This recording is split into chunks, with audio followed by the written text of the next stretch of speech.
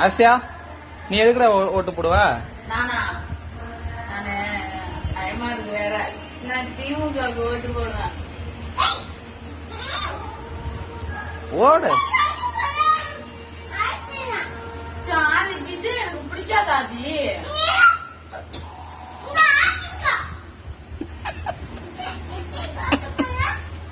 அப்பா விஜய் ஓட்டு போடுறான். அப்பா ஆர்த்தி ரெட்டலைக்கு ஓட்டு போடுவான்.